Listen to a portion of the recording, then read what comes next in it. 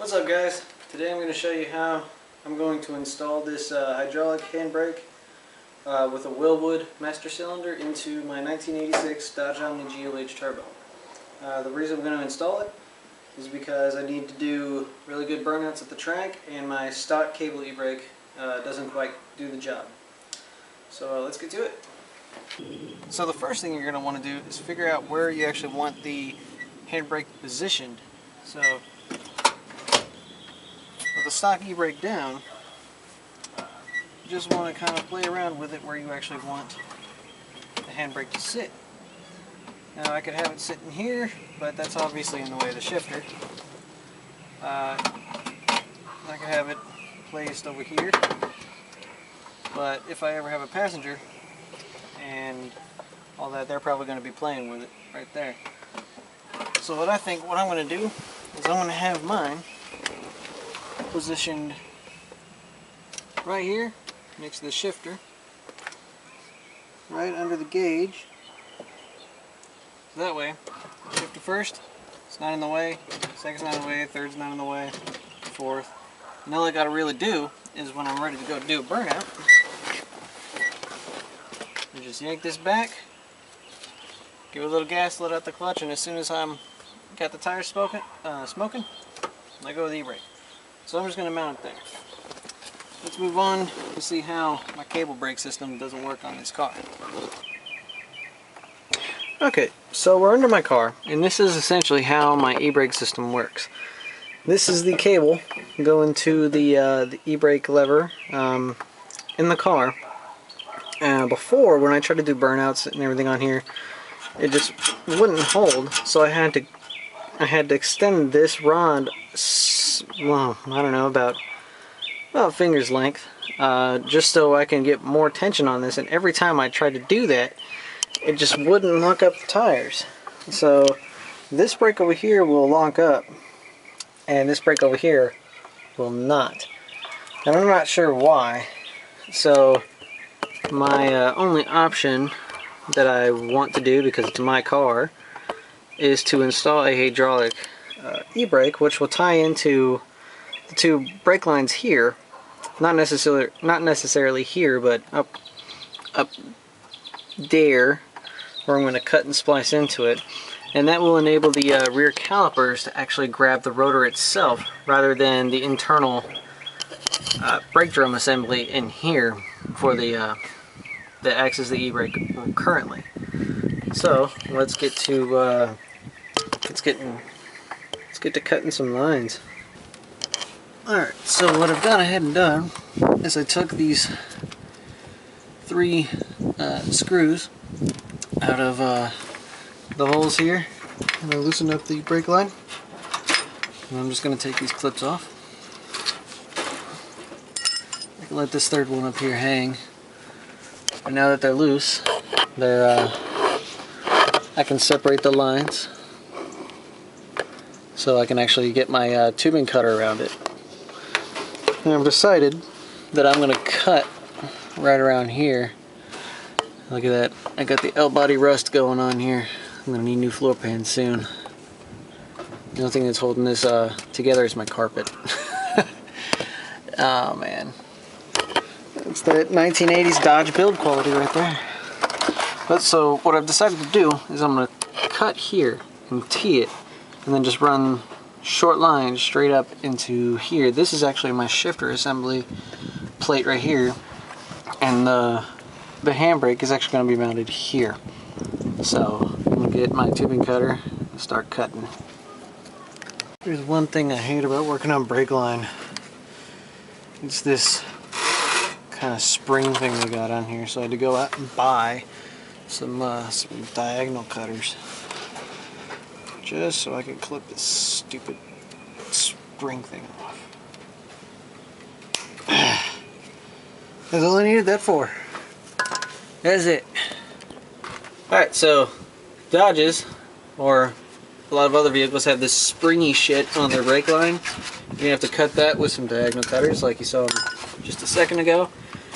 So I've put my tube cutter on here, and I'm about to start cutting.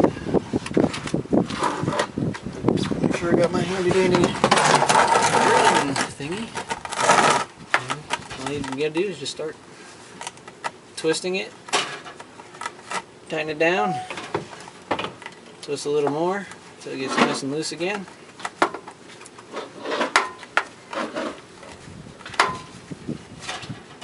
Tighten it some more. Twist a little more. More twisty twisty. And one thing after we cut this and it drains all the fluid out is we're going to have to make some double flares so we can put it into the T. Otherwise you make the double flare and then try and put your fitting on, you're going to have a bad time. And you're not going to be happy. There it goes.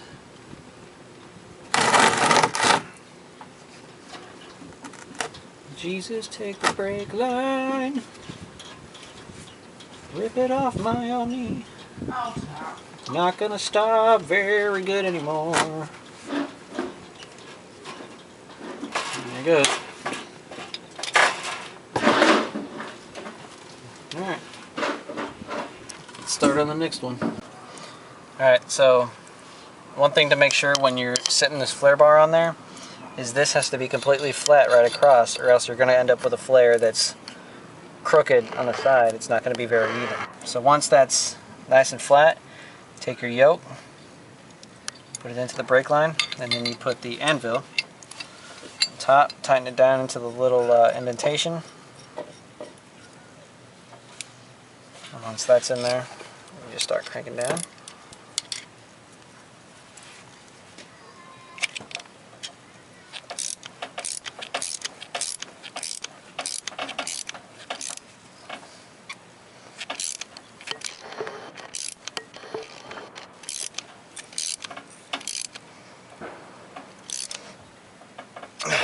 And keep going until it's all the way, the yoke is flat against the flare bar. And then you just take it back off. There we go.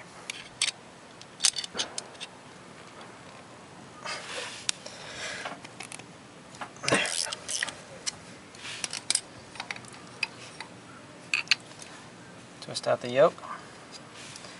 You end up with a nice flat flare surface. That's your first flare, and then you just tighten down the anvil into the center of that flare that you just made. Make sure it's nice and square.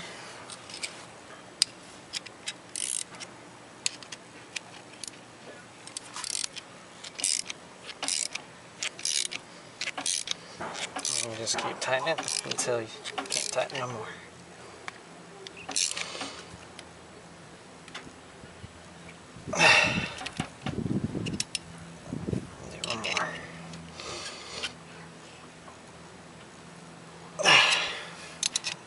That off. Oops, sorry about that. You should have a nice double-walled flare, and then you just take the flare bar off.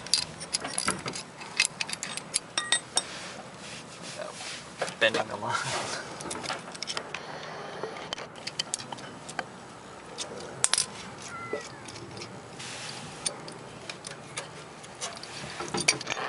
You end up with a nice double walled flare.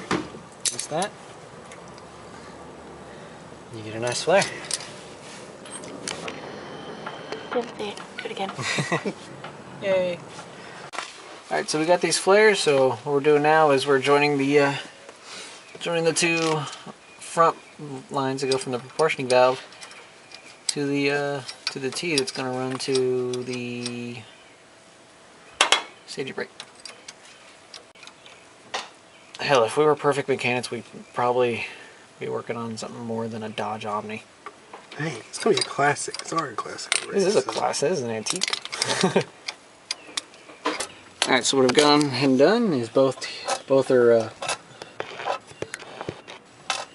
lines are teed. So this is going to the rear calipers, and that's going up to the front proportioning valve. Apparently And we've drilled holes through and mounted the staging brake. Now we've drilled holes on the bottom of the under the seat, and we've routed them. So I'm bending this around to meet the T right here, and this one here will go to the front portioning valve. Alright, so they're both plumbed in. Now we get to go bleed the system. Alright, so we bled the brakes and everything, so I'm going to release the cable e-brake, and the only thing I'm going to press or pull back is the handbrake. Ready? That's that, and now the only thing I'm going to press is the foot brake.